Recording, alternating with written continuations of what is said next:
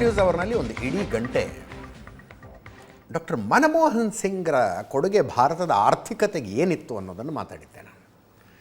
ಇವತ್ತು 5 ಟ್ರಿಲಿಯನ್ ಎಕಾನಮಿಯ ಕನಸಾದರೂ ಕಾಣೋದಕ್ಕೆ ನಮಗೆ ಸಾಧ್ಯ ಯಾಕಾಗಿದೆ ಅಂದರೆ 1991ರಲ್ಲಿ ಭಾರತದ ಆರ್ಥಿಕತೆಗೆ ಈ ಪುಣ್ಯಾತ್ಮ ಕೊಟ್ಟಂಥ ಒಂದು ಟರ್ನ್.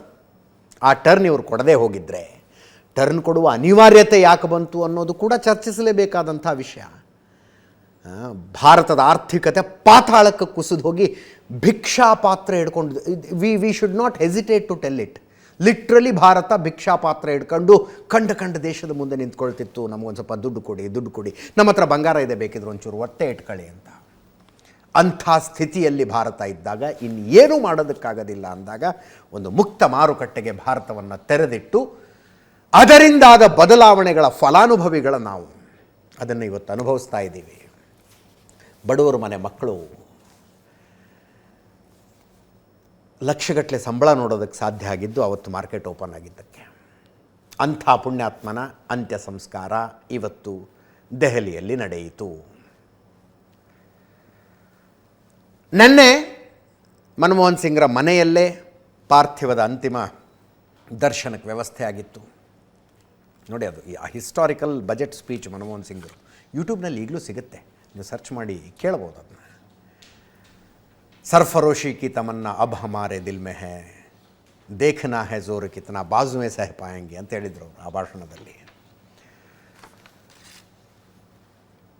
ಅವರ ಮನೆಯಿಂದ ಪಾರ್ಥಿವವನ್ನು AICC ಕಚೇರಿಗೆ, ಕಾಂಗ್ರೆಸ್ ಕೇಂದ್ರ ಕಚೇರಿಗೆ ತಗೊಂಡು ಬಂದರು.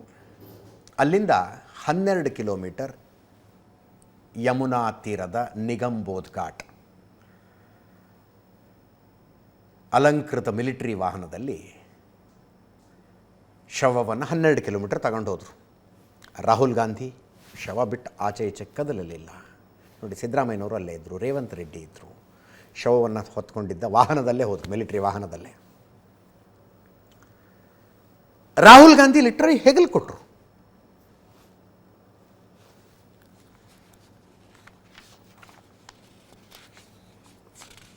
ನಿಗಮ್ಬೋಧ್ ಘಾಟ್ನಲ್ಲಿ ಸಿಖ್ ಸಂಪ್ರದಾಯದ ಪ್ರಕಾರ ಎಲ್ಲ ಸರ್ಕಾರಿ ಗೌರವಗಳ ಸಮೇತ ಅಂತ್ಯಕ್ರಿಯೆ ನೆರವೇರಿತು. ಬೆಳಗ್ಗೆ 9:15 ಮನೆಯಿಂದ AICC ಕಚೇರಿಗೆ ಪಾರ್ಥಿವ ಬಂದಾಗ ಕಾಂಗ್ರೆಸ್ ನಾಯಕರಿಂದ ಅಂತಿಮ ನಮನ. ಮಲ್ಲಿಕಾರ್ಜುನ ಖರ್ಗೆ, ರಾಹುಲ್ ಗಾಂಧಿ, ಸೋನಿಯಾ ಗಾಂಧಿ, ಪ್ರಿಯಾಂಕಾ ಗಾಂಧಿ, ಸಿದ್ದರಾಮಯ್ಯ, DK ಶಿವಕುಮಾರ್ ಸೇರಿದಂತೆ ಎಲ್ಲ ಹಿರಿಯ ಗಣ್ಯರು ಅಂತಿಮ ನಮನ ಸಲ್ಲಿಸಿದರು. ಮನಮೋಹನ್ ಸಿಂಗ್ರ ಮನೆಯಿಂದ ಪಾರ್ಥಿವವನ್ನು AICC ಕಚೇರಿಗೆ ತೆಗೆದುಕೊಂಡು ಬಂದಾಗ ಸ್ವತಃ ಸೋನಿಯಾ ಗಾಂಧಿ, ರಾಹುಲ್ ಗಾಂಧಿ ನಿಂತ್ಕೊಂಡು ಅದನ್ನು ರಿಸೀವ್ ಮಾಡಿಕೊಂಡ್ರು. ಅಲ್ಲಿಂದ ಹೊರಡುವಾಗ ಸೋನಿಯಾ ಗಾಂಧಿ ಹೊರಗಿನ ತನಕ ಬಂದು ಕಳಿಸಿಕೊಟ್ರು. ರಾಹುಲ್ ಗಾಂಧಿ, ಸಿದ್ದರಾಮಯ್ಯನವರೆಲ್ಲ ಮಿಲಿಟರಿ ವಾಹನದಲ್ಲೇ ಇದ್ದರು. 12 ಕಿಲೋಮೀಟರ್ನ ಅಂತಿಮ ಯಾತ್ರೆ ಅದು. ನಿಗಮ್ಬೋಧ್ ಘಾಟಿಗೆ ಬಂದ ಮೇಲೆ ರಾಷ್ಟ್ರಪತಿ ಮುರ್ಮು, ಉಪರಾಷ್ಟ್ರಪತಿ ಜಗದೀಪ್ ಧನ್ಕರ್, ಸ್ಪೀಕರ್ ಓಂ ಬಿರ್ಲಾ, ಅಮಿತ್ ಶಾ, ರಾಜನಾಥ್ ಸಿಂಗ್, ಸೋನಿಯಾ, ರಾಹುಲ್ ಸೇರಿದಂತೆ ಎಲ್ಲ ಗಣ್ಯರು ಅಂತಿಮ ನಮನ ಸಲ್ಲಿಸಿದರು. ಭೂತಾನ್ನ ದೊರೆ ಜಿಗ್ಮೆ ಸಿಂಗ್ಗೆ ವಾಂಗ್ಚುಕ್ ಬಂದಿದ್ದರು. ಸಿಖ್ ಸಂಪ್ರದಾಯದಂತೆ ಚಿತೆಗೆ ಶವವನ್ನು ಕೊಡಲಾಯಿತು.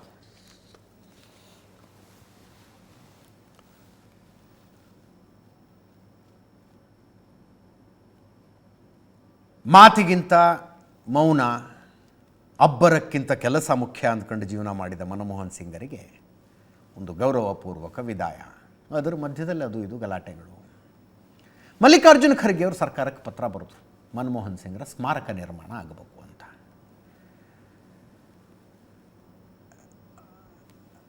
ಸರ್ಕಾರ ಏನು ಆಗೋದಿಲ್ಲ ಅಂತ ಹೇಳಿರಲಿಲ್ಲ. ಅಷ್ಟರಲ್ಲೇ ವಿವಾದ, ಅಯ್ಯೋ ಒಂದು ಸ್ಮಾರಕ ನಿರ್ಮಾಣಕ್ಕೆ ಜಾಗ ಕೊಡೋದಕ್ಕಾಗೋದಿಲ್ವಾ ನಿಮಗೆ ಅಂತ ಒಂದು ಗಲಾಟೆ ಶುರುವಾಯಿತು.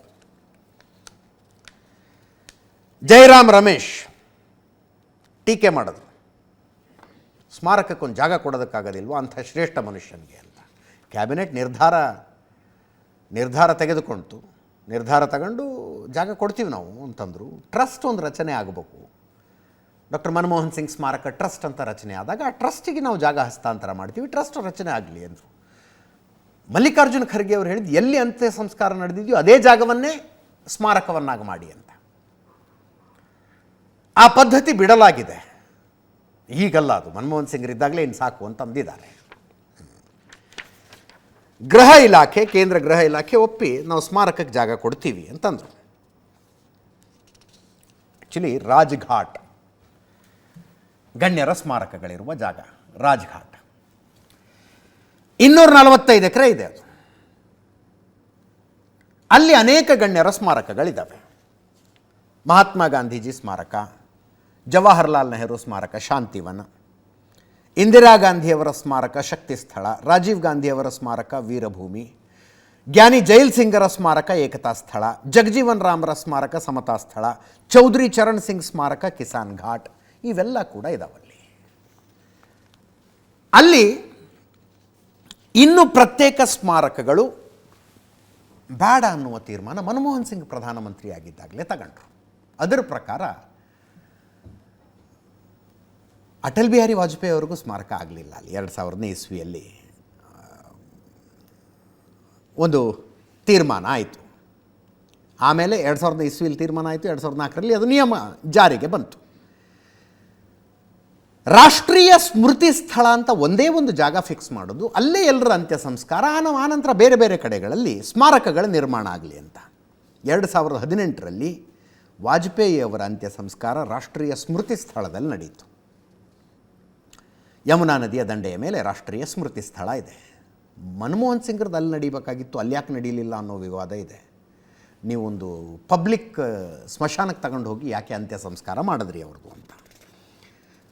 ಸ್ಮಾರಕಕ್ಕೆ ಜಾಗ ಕೊಡಿ ಮತ್ತು ಅದೇ ಜಾಗದಲ್ಲಿ ಸ್ಮಾರಕಕ್ಕೆ ಜಾಗ ಕೊಡಿ ಅಂತ ಕೇಳಿದ್ದಾರೆ. ಮಲ್ಲಿಕಾರ್ಜುನ ಖರ್ಗೆ ಅವರ ಪತ್ರ ಅದು.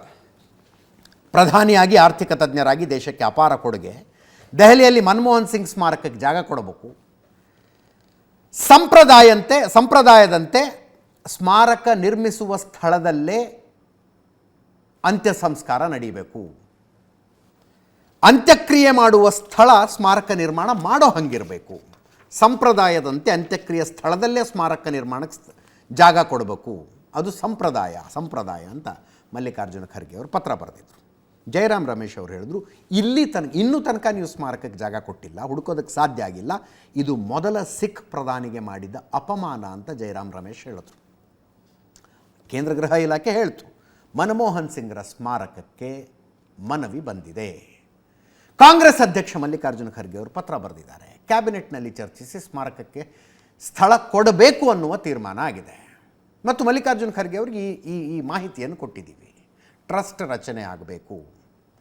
ಟ್ರಸ್ಟ್ ರಚನೆಯಾದ ನಂತರ ಆ ಟ್ರಸ್ಟ್ಗೆ ಸ್ಮಾರಕಕ್ಕೆ ಜಾಗವನ್ನು ಹಂಚಿಕೆ ಮಾಡ್ತೀವಿ ಅಂತ ಕೇಂದ್ರ ಗೃಹ ಇಲಾಖೆ ಹೇಳಿದೆ. BJPಯವರು ಪೊಲಿಟಿಕಲ್ ಭಾಷೆಯಲ್ಲೇ ಉತ್ತರ ಕೊಟ್ಟರು. ಮನಮೋಹನ್ ಸಿಂಗ್ರ ಸಾವಿನ ವಿಷಯದಲ್ಲಿ ಕೀಳು ರಾಜಕೀಯ ಬೇಡ.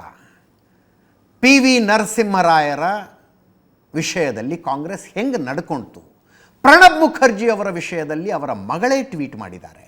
ಮಾಜಿ ರಾಷ್ಟ್ರಪತಿಗಳಿಗೆ ಕಾಂಗ್ರೆಸ್ ಒಂದು ಸಂತಾಪ ಸಭೆ ಕೂಡ ಮಾಡಲಿಲ್ಲ ಅಂತ BJPಯ ಟ್ವೀಟ್ ಇದು. ಅವರು ಪ್ರಣಬ್ ಮುಖರ್ಜಿ ಅವರ ಮಗಳೇ ಟ್ವೀಟ್ ಮಾಡಿದ್ದಾರೆ ಅಂದರೆ ಆ್ಯಕ್ಚುಲಿ ಪ್ರಣಬ್ ಮುಖರ್ಜಿ ಅವರ ಮಗಳು ಟ್ವೀಟ್ ಮಾಡಿದ್ದಾರೆ ಇವತ್ತು. ಅದಕ್ಕಿಂತ ಮುಂಚೆ ರಾಹುಲ್ ಗಾಂಧಿ ಅವರು ಏನು ಹೇಳಿದ್ರು ಅನ್ನೋದೊಂದು ಹೇಳ್ಬಿಡ್ತೀನಿ. ದೇಶದ ಮೊದಲ ಸಿಖ್ ಪ್ರಧಾನಮಂತ್ರಿಗೆ ಸರ್ಕಾರ ಅಪಮಾನ ಮಾಡಿದೆ. ನಿಗಮ್ಬೋಧ್ ಘಾಟ್ನಲ್ಲಿ ಮನಮೋಹನ್ ಸಿಂಗ್ ಅಂತ್ಯ ಸಂಸ್ಕಾರ ನಡೆದಿದೆ. ಇಲ್ಲಿ ತನಕ ಪ್ರಧಾನಮಂತ್ರಿಗಳಾಗಿದ್ದವರ ಅಂತ್ಯ ಸಂಸ್ಕಾರಕ್ಕೆ ಸಮಾಧಿ ಸ್ಥಳ ಮೀಸಲಾಗಿಡಲಾಗ್ತಾ ಇತ್ತು. ಮನಮೋಹನ್ ಸಿಂಗ್ ಶ್ರೇಷ್ಠ ಗೌರವ ಮತ್ತು ಪ್ರತ್ಯೇಕ ಸಮಾಧಿ ಸ್ಥಳಕ್ಕೆ ಅರ್ಹರು. ಸರ್ಕಾರ ದೇಶದ ಹೆಮ್ಮೆಯ ಪುತ್ರ, ಅವರ ಸಮುದಾಯಕ್ಕೆ ಗೌರವ ಕೊಡಬೇಕಿತ್ತು ಅಂತ ರಾಹುಲ್ ಗಾಂಧಿ ಹೇಳಿದರು. ಪ್ರಣಬ್ ಮುಖರ್ಜಿ ಅವರ ಮಗಳ ಟ್ವೀಟನ್ನು BJPಯವರು ಪ್ರಸ್ತಾಪ ಮಾಡಿದ್ದಾರೆ. ಅವರ ಮಗಳು ಶರ್ಮಿಷ್ಠಾ ಮುಖರ್ಜಿ ಹೇಳ್ತಾರೆ, ಮಾಜಿ ಪ್ರಧಾನಮಂತ್ರಿಗಳಿಗೆ ಸ್ಮಾರಕ, ಮಾಜಿ ಪ್ರಧಾನಿ ಮನಮೋಹನ್ ಸಿಂಗ್ರಿಗೆ ಸ್ಮಾರಕ, ಇದು ಒಳ್ಳೆ ವಿಚಾರ. ಡಾಕ್ಟರ್ ಸಿಂಗ್ ಸ್ಮಾರಕದ ಬೇಡಿಕೆಯನ್ನು ನಾವು ಬೆಂಬಲಿಸ್ತೀವಿ, ಅವರು ಇದಕ್ಕೆ ಅರ್ಹರು. ಆದರೆ ನನ್ನ ತಂದೆ ತೀರ್ಕೊಂಡಾಗ ಕಾಂಗ್ರೆಸ್ ಸಂತಾಪ ಸೂಚಕ ಸಭೆಯನ್ನೂ ಕರೆಯಲಿಲ್ಲ. ಯಾಕೆ ಕರೀಲಿಲ್ಲ ಅಂತ ಕಾಂಗ್ರೆಸ್ಸಿಗರನ್ನು ಕೇಳಿದಾಗ ರಾಷ್ಟ್ರಪತಿಗಳಾದವರಿಗೆ ಸಂತಾಪ ಸಭೆ ಮಾಡೋದಿಲ್ಲ ಅಂದರು. ರಾಷ್ಟ್ರಪತಿ KR ನಾರಾಯಣನ್ ತೀರ್ಕೊಂಡಾಗ ನನ್ನ ತಂದೆನೇ ಸಂತಾಪ ಸಭೆ ಮಾಡಿದರು. ಈ ವಿಚಾರನ ನನ್ನ ತಂದೆ ಸ್ವತಃ ನನಗೆ ಹೇಳಿದರು. ನನ್ನ ತಂದೆಯ ವಿಚಾರದಲ್ಲಿ ಕಾಂಗ್ರೆಸ್ ಅತ್ಯಂತ ಕೆಟ್ಟದಾಗಿ ನಡ್ಕೊಂಡಿದೆ. ರಾಷ್ಟ್ರಪತಿಯಾಗಿದ್ದ ನನ್ನ ತಂದೆಗೆ ಭಾರತ ರತ್ನ ಕೊಡಲು ಮನಮೋಹನ್ ಸಿಂಗ್ ಬಯಸಿದರು. ಬಹುಶಃ 2 ಕಾರಣಗಳಿಂದ ಅದು ಸಾಧ್ಯ ಆಗಲಿಲ್ಲ. ಆ ಮಾತು ಈಗ ಬೇಡ ಅಂತ ಶರ್ಮಿಷ್ಠಾ ಮುಖರ್ಜಿ ಟ್ವೀಟ್ ಮಾಡಿದ್ದಾರೆ. ಹೆಂಗೆ ಪಿ ವಿ ನರಸಿಂಹರಾಯರು ಸ್ವಲ್ಪ ಏನೋ ಎದೆ ಸೆಟಿಸಿ ನಿಂತ್ಕೊಳ್ಳೋದಕ್ಕೆ ಹೋಗಿ ಅನುಭವಿಸಿದ್ರಲ್ಲ, ಹೆಚ್ಚು ಕಡಿಮೆ ಅದೇ ರೀತಿ ಪ್ರಣಬ್ ಮುಖರ್ಜಿಯವರು ಅನುಭವಿಸಿದ್ದು. ಇಂದಿರಾ ಗಾಂಧಿಯವರ ಕ್ಯಾಬಿನೆಟ್ನಲ್ಲಿ ಹಣಕಾಸು ಸಚಿವರಾಗಿದ್ದರು ಪ್ರಣಬ್ ಮುಖರ್ಜಿ. ಯಾವಾಗ ಇಂದಿರಾ ಗಾಂಧಿಯವರ ಹತ್ಯೆ ಆಗತ್ತೆ, ಹತ್ಯೆಯಾದ ದಿವಸ ರಾಜೀವ್ ಗಾಂಧಿ, ಪ್ರಣಬ್ ಮುಖರ್ಜಿ ಇಬ್ಬರು ಪಶ್ಚಿಮ ಬಂಗಾಳದಲ್ಲಿ ಇರ್ತಾರೆ. ಯಾವುದೋ ಒಂದು ವಿಸಿಟಿಗೆ ಕರ್ಕೊಂಡು ಹೋಗಿರ್ತಾರೆ ಪ್ರಣಬ್ ಮುಖರ್ಜಿ. ಕೊಲೆ ಆಯಿತು ಇಂದಿರಾ ಗಾಂಧಿ ಅವ್ರದ್ದೊಂದು ಸುದ್ದಿ ಬರುತ್ತೆ. ತಕ್ಷಣ ಸ್ಪೆಷಲ್ ಫ್ಲೈಟ್ನಲ್ಲಿ ಹೊರಡ್ತಾರೆ. 1984 ಅಕ್ಟೋಬರ್ 31ನೇ ತಾರೀಕು ತಕ್ಷಣ ಹೊರಡ್ತಾರೆ ಅಲ್ಲಿಂದ ಫ್ಲೈಟಲ್ಲಿ. ವಿಮಾನದಲ್ಲಿ ಕೂತ್ಕೊಂಡಿದ್ದಾಗ of course that's a gloomy situation. Indira Gandhi ಅವರ ಕೊಲೆ ಆಗಿದೆ. ಕೋಲ್ಕತ್ತಾದಿಂದ ಎಮರ್ಜೆನ್ಸಿ ಡೆಲ್ಲಿ ಕಡೆಗೆ ಫ್ಲೈಟ್ ಹತ್ಕೊಂಡು ಹೊರಟಿದ್ದಾರೆ. ರಾಜೀವ್ ಗಾಂಧಿ ಮತ್ತು ಪ್ರಣಬ್ ಮುಖರ್ಜಿ ಅವ್ರ ಮಧ್ಯದಲ್ಲಿ ಏನೋ ಮಾತುಕತೆ ನಡೀತಂತೆ. ಪ್ರಣಬ್ ಮುಖರ್ಜಿ ಅವರು ಆಡಿದ ಮಾತುಗಳು ರಾಜೀವ್ ಗಾಂಧಿ ಅವ್ರಿಗೆ ಹೆಂಗೆ ಕನ್ವೆ ಆಯಿತು ಅಂದರೆ, I want to be the next prime minister ಅನ್ನೋ ಥರ ಕನ್ವೆ ಆಯ್ತಂತೆ. ಒಬ್ಬ ಕೇರ್ ಟೇಕರ್ ಪ್ರೈಮ್ ಮಿನಿಸ್ಟರ್ ಇರಬೇಕಲ್ಲ. ಬಹುಶಃ ಪ್ರಣಬ್ ಮುಖರ್ಜಿ ಅವ್ರು ಹೇಳಿರ್ಬೇಕು, ನಾನು ಕೇರ್ ಟೇಕರ್ ಪ್ರೈಮ್ ಮಿನಿಸ್ಟರ್ ಆಗ್ತೀನಿ, ಡೋಂಟ್ ವರಿ, ಎಲ್ಲ ಬಗೆಹರಿಸೋಣ, ಟೆನ್ಷನ್ ಮಾಡ್ಕೋಬೇಡಿ, ಹಾಗೇನೋ ಹೇಳಿರ್ಬೇಕು. ರಾಜೀವ್ ಗಾಂಧಿ ಅವ್ರಿಗೆ ಹೆಂಗೆ ಅನಿಸ್ಬಿಡ್ತು, ಓ ನಮ್ಮ ತಾಯಿ ಸತ್ತಾಗಿ ಇವರು ಅಧಿಕಾರಕ್ಕೆ ಅಪಹರಿಸ್ತಾ ಇದ್ದಾರೆ ಅನ್ನೋ ಥರ ಆಗ್ಬಿಡ್ತು. ಅಲ್ಲಿ ಹೋಗಿ ಫ್ಲೈಟ್ ಇಳಿದ್ರು, ರಾಜೀವ್ ಗಾಂಧಿ ಪ್ರಧಾನಿ ಅಂತ ತೀರ್ಮಾನ ಆಗ್ಬಿಡ್ತು. He must have felt hurt Pranab Mukherjee. ಆ ನಂತರ ನೋಡಿದ್ರೆ ರಾಜೀವ್ ಗಾಂಧಿ ಅವರು ಇವ್ರನ್ನ ಕ್ಯಾಬಿನೆಟ್ಗೂ ತಗೊಳ್ಳಿಲ್ಲ. 1984 ಚುನಾವಣೆ ಆಗುತ್ತೆ, ಒಂದು ಲ್ಯಾಂಡ್ ಸ್ಲೈಡ್ ವಿಕ್ಟ್ರಿ ಬರುತ್ತೆ. ಇಂದಿರಾ ಗಾಂಧಿ ಅವರ ಕೊಲೆಯ ಅನುಕಂಪದ ಅಲೆ, ಅದರ ಲಾಭ ಕಾಂಗ್ರೆಸ್ಸಿಗೆ ಸಿಗುತ್ತೆ. ಪ್ರಣಬ್ ಮುಖರ್ಜಿ ಮಿನಿಸ್ಟರ್ ಸಹಿತ ಆಗಲಿಲ್ಲ. ಇಂದಿರಾ ಗಾಂಧಿ ಜೊತೆ ಕೆಲಸ ಮಾಡಿರ್ತಾರೆ, ಇವ್ರು ಮಿನಿಸ್ಟರ್ ಆಗಲಿಲ್ಲ ರಾಜೀವ್ ಗಾಂಧಿ ಕ್ಯಾಬಿನೆಟ್ನಲ್ಲಿ. ಆನಂತರ ಒಂದು ರಿಫ್ಟ್ ಬರುತ್ತಿರಲಿ, ಅವರು ನಮ್ಮಲ್ಲಿ ಗುಂಡ್ರಾಯರು ಸೇರ್ಕೊಂಡು ಏನೇನೋ ಮಾಡ್ತಾರೆ. ರಾಜೀವ್ ಗಾಂಧಿ ಹತ್ಯೆ ಆಗುತ್ತೆ. ಪಿ ವಿ ನರಸಿಂಹರಾವ್ ಅವರು ಪ್ರಧಾನಿ ಆಗ್ತಾರೆ. ಪಿ ವಿ ನರಸಿಂಹರಾಯರು ಪ್ರಧಾನಿ ಆದಾಗ ಪ್ರಣಬ್ ಮುಖರ್ಜಿ ಅವ್ರನ್ನ ಕ್ಯಾಬಿನೆಟ್ಟಿಗೆ ತಗೊಂಡ್ಬಿಡ್ತಾರೆ. ಇಂದಿರಾ ಗಾಂಧಿ ಅವರ ಇಚ್ಛೆಗೆ ವಿರುದ್ಧವಾಗಿ ಪಿ ವಿ ನರಸಿಂಹರಾಯರು ತಗೊಂಡಿದ್ದ ತೀರ್ಮಾನ ಅದು. ಡಿಫೆನ್ಸ್ ಮಿನಿಸ್ಟರ್ ಮಾಡಿಬಿಡ್ತಾರೆ ನರಸಿಂಹರಾಯರು ಪ್ರಣಬ್ ಮುಖರ್ಜಿ ಅವರನ್ನು. ಸೋನಿಯಾ ಗಾಂಧಿ ಫೆಲ್ಟ್ ಹರ್ಟ್ ಅಂತ, ಅಂದರೆ ಯಾರನ್ನು ನನ್ನ ಗಂಡ ಅಧಿಕಾರದಿಂದ ದೂರ ಇಟ್ಟಿದ್ರು ಅವರನ್ನು ನರಸಿಂಹರಾವ್ ಒಳಗೆ ತಗೊಂಡ್ಬಿಟ್ರಲ್ಲ ಕ್ಯಾಬಿನೆಟ್ನಲ್ಲಿ ಅಂತ. ಅದಾದ ಮೇಲೆ 2004ರಲ್ಲಿ UPA ಬಂದಾಗ ಮತ್ತೊಮ್ಮೆ ಆಸೆ ಇತ್ತು ಪ್ರಣಬ್ ಮುಖರ್ಜಿ ಅವರಿಗೆ, ಈಗ ಪ್ರಧಾನಿ ಆಗೋ ಕಾಲ ಬಂದಿದೆ ನನಗೆ ಅಂತ. ಬಟ್ ಸೋನಿಯಾ ಗಾಂಧಿ ಅವ್ರಿಗೆ ಅದು ಬೇಕಾಗಿರಲಿಲ್ಲ. ಗೊತ್ತು ಅವರಿಗೆ, ಅಂದರೆ ಏನನ್ನು ನನಗೆ ನರಸಿಂಹರಾಯರು ಮಾಡಿದರೆ ಅದನ್ನು ಪ್ರಣಬ್ ಮುಖರ್ಜಿ ಕೂಡ ಮಾಡುವ ಸಾಧ್ಯತೆ ಇದೆ ಅಂತ. ಆಗಲಿಲ್ಲ. ಎಲ್ಲ ಸೇರ್ಕೊಂಡು, ಅಂದರೆ ಮುಂದೆ ರಾಷ್ಟ್ರಪತಿ ಮಾಡಿದ್ರು ಇವ್ರನ್ನ, ರಾಷ್ಟ್ರಪತಿ ಆದರು. ಒಂದು ಟೈಮ್ ಹೆಂಗೆ ಬಂತು ಅಂದರೆ, ಮನಮೋಹನ್ ಸಿಂಗ್ ಪ್ರಧಾನಿ ಆದರಲ್ಲ, ಇವರು ಮಿನಿಸ್ಟರ್ ಆದರು. ಪ್ರಣಬ್ ಮುಖರ್ಜಿ ಹಣಕಾಸು ಸಚಿವರಾಗಿದ್ದಾಗ ಮನಮೋಹನ್ ಸಿಂಗ್ ಅವ್ರಿಗೆ ರಿಪೋರ್ಟ್ ಮಾಡ್ಕೊತಿದ್ರು. RBI ಗವರ್ನರ್ ಆಗಿದ್ದರು, UGC ಅಧ್ಯಕ್ಷರಾಗಿದ್ದರು, ಹಣಕಾಸು ಸಚಿವರಿಗೆ ಹೋಗಿ ರಿಪೋರ್ಟ್ ಮಾಡ್ಕೊತಿದ್ರು. 2004ರಲ್ಲಿ ಸಿಚುವೇಶನ್ ಹೆಂಗೆ ಬಂತಂದರೆ, ಪ್ರಣಬ್ ಮುಖರ್ಜಿ ಹೋಗಿ ಮನಮೋಹನ್ ಸಿಂಗರಿಗೆ ರಿಪೋರ್ಟ್ ಮಾಡ್ಕೊಳ್ಳೋ ಸಿಚುವೇಶನ್ ಬಂತು. ಮುಂದೆ ಇವರು ರಾಷ್ಟ್ರಪತಿ ಆದರು 2012. ರಾಷ್ಟ್ರಪತಿಗಳಾದ ಮೇಲೆ ಸರ್ಕಾರ ಬದಲಾಯ್ತಲ್ಲ, ಮೋದಿ ಬಂದರು. ಮೋದಿ ಅವ್ರಿಗೂ ಪ್ರಣಬ್ ಮುಖರ್ಜಿ ಅವ್ರಿಗೂ ಒಂಥರ ಏನೋ ಕ್ಲಿಕ್ ಆಗಿಬಿಡ್ತು. ಬಹಳ ಚೆನ್ನಾಗಿ ಹೊಂದಾಣಿಕೆ ಆಗ್ಬಿಟ್ರು ಅವರು.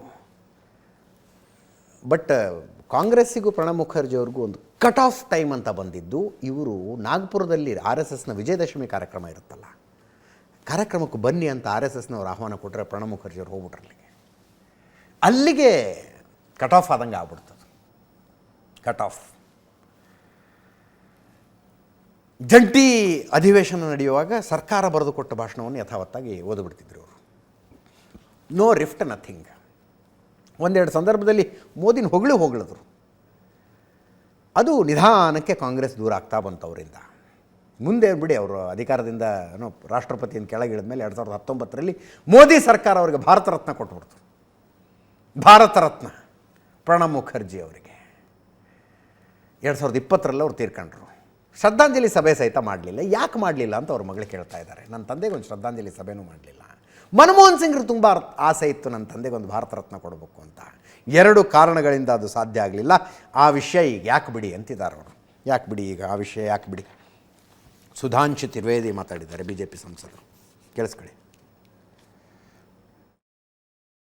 जिन्होंने अपने जीवन काल में कभी डॉक्टर मनमोहन सिंह को सम्मान नहीं दिया, आज उनकी मृत्यु के बाद भी वह उनके सम्मान के ऊपर सियासत करते नजर आ रहे हैं। यह बहुत दुखद है। और मैं याद दिलाना चाहता हूं देश को कि डॉक्टर मनमोहन सिंह गांधी नेहरू खानदान के बाहर देश के पहले प्रधानमंत्री थे जिन्होंने 10 वर्ष तक प्रधानमंत्री का पद ग्रहण किया।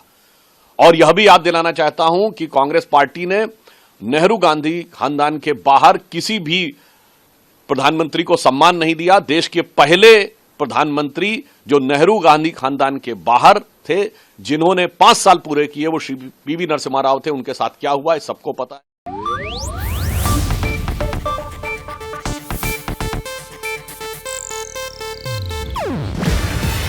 ಇದು ಏಷ್ಯಾನೆಟ್ ನ್ಯೂಸ್ ನೆಟ್ವರ್ಕ್ ಪ್ರಸ್ತುತಿ. ನೀವು ನೋಡ್ತಿದ್ದೀರಾ ಏಷ್ಯಾನೆಟ್ ಸುವರ್ಣ ನ್ಯೂಸ್.